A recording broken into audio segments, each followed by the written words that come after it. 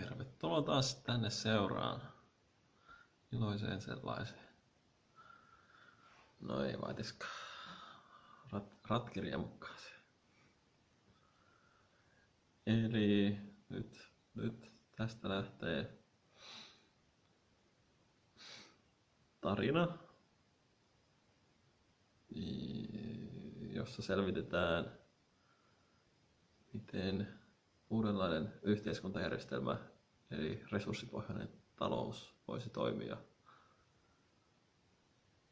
Ja se onkin mielenkiintoinen kysymys. Tällä hetkellä on Suomessa, mutta lähden kuukauden päästä Peruun sen kokeilukylään tutkimaan ilman rahaa elämistä, resurssipohjaista taloutta ja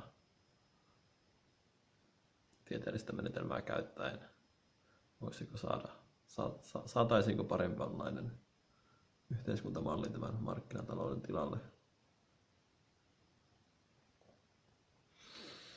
Tarkoituspläni on siis viettää siellä aluksi näin 3 kuukautta.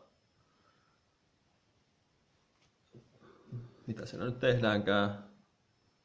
Yritetään pystyttää sellaista omavaraisuuteen pyrkivää kylää, että ei oltaisi riippuvaisia kaikista mahdollisista tuotetuista tai muualla maailmassa tuotetuista välineistä.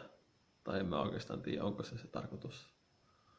Mutta että ainut tämä, että siellä pitäisi tieteellistä menetelmää käyttää ja se on se mielenkiintoisin asia, että voitaisiinko oikeasti sillä tavalla parantaa nykyjärjestelmiä, rakenteita. Odotukset on aika kovat.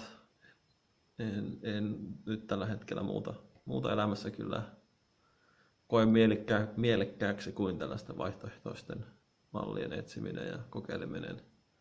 Ja tämä on toistaiseksi niin kuin kaikista kovin tai paras kokeilu tähän mennessä, mitä nyt ensin netistä on lukenut tietoja, että enhän vielä paikan päällä ole käynyt, enkä tiedä minkälaista se tulee olemaan, mutta näillä tiedoilla päätetään lähteä kokeilemaan. Katsotaan miten menee. Syökö joku trooppinen tauti tai ryöstääkö bandiittot ennen kuin pääsee edes perille saakka. Nykymarkkinatalouden ongelmat tulevat kyllä esteeksi, että pystyy edes kokeilemaan jotakin vaihtoehtoista. Täällä me kuitenkin ollaan nykymaailman ehdoilla toimitaan, että ei voida sitä irtautua, mutta pyritään luomaan tällainen kupla pilottikokeilua varten. Ja ehkä tässä nyt tulee tämä nyt osa 1. Katsotaan mihin tämä tarina loppuu. Loppuuko se kyyneliin vai onnen kyyneliin vai pettymykseen vai iloon vai. Tämä on nyt tämä tarinan ensimmäinen osa. Ehkä tässä tulee, en tiedä kuinka monta osaa, toivottavasti tulee paikan päältä. Sieltä kylän nimi on muuten Gadagay ja jotain espanjaksi. Tästä tulee paikan päältä sitten paljon päivityksiä ja jotain. Ennakko-oletukset ovat kovat, mutta että mitä käytännössä tapahtuu, niin se on kyllä aika pimenon peitossa. Sen voin sanoa, että varmasti tulee niin monella tasolla yllättymään ja oppimaan ja pettymään. Mutta että eihän näitä jotakin elämässä on tehtävää, tai kokee mielenkiintoiseksi. Josta olisi jotakin ehkä hyötyäkin.